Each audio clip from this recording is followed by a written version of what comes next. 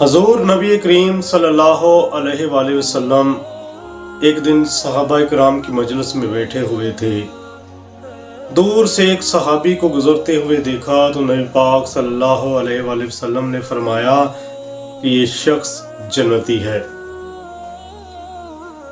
जब सहाबा किराम ने नबी पाक सल्लल्लाहु अलैहि वसल्लम की ज़बान से ये बात सुनी तो नबी पाक सल्लल्लाहु अलैहि वसल्लम की बात पर सहाबा किराम ने कभी शक नहीं किया, जो फरमा देते वो उस पर यकीन करते।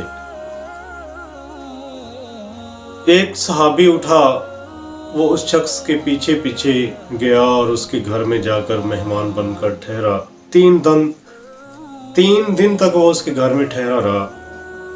3 दिन के बाद वो वहां से बिना बताए जब जाने लगा तो उस सहाबी ने, जिसके बारे में नबी पाक सल्लल्लाहु अलैहि वसल्लम ने ये बताया था कि ये जन्नती है, वो बोला कि आप 3 दिन मेरे यहाँ रहे, लेकिन 3 दिनों में ना आपने कोई फरमाइश की, ना कोई आपने मकसद आने का बयान किया, ना आपने कोई और बात की।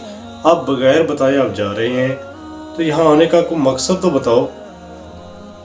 उस सहाबी ने कहा कि नबी पाक सल्लल्लाहु अलैहि वसल्लम ने आपके बारे में ये बात की थी, मैं देखने आया था कि आपके अंदर क्या ख़ास बात है जो हमारे अंदर नहीं है, तो मैंने तो कोई ख़ास बात नोट नहीं की आपके अंदर।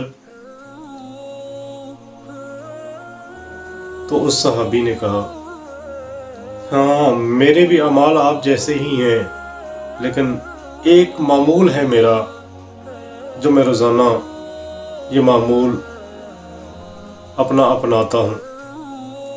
उस सहाबी ने कहा कि कौन सा मामूल?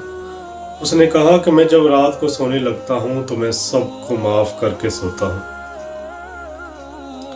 ना जाने अगली सुबह ज़िंदगी में आए ना आए, तो रात को मैं जब सोता हूँ तो सोने से पहले सबको माफ़ कर देता हूँ। हो सकता है कि अल्लाह ताला को मेरा ये अमल पसंद आया हो, इसलिए नबी पाक सल्लल्लाहु अलैहि वसल्लम ने मुझे जन्नती कहा है। तो नाज़रीन इकराम,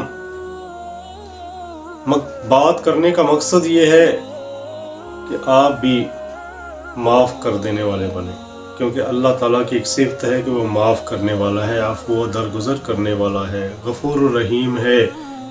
तो अपने बंदों के अंदर भी अगर ये खसूसियत देखता है तो ऐसे बंदे को पसंद करता है। लिहाजा ज़िंदगी बहुत छोटी है, इसको ऐसे गुजारिए कि लोगों की गलतियों, कमियों और कोताहियों को दरगुज़र करें, माफ़ करें, माफ़ करना सीखें। अगर आप इस ज़िंदगी में लोगों को माफ़ करेंगे तो अल्लाह आपको माफ़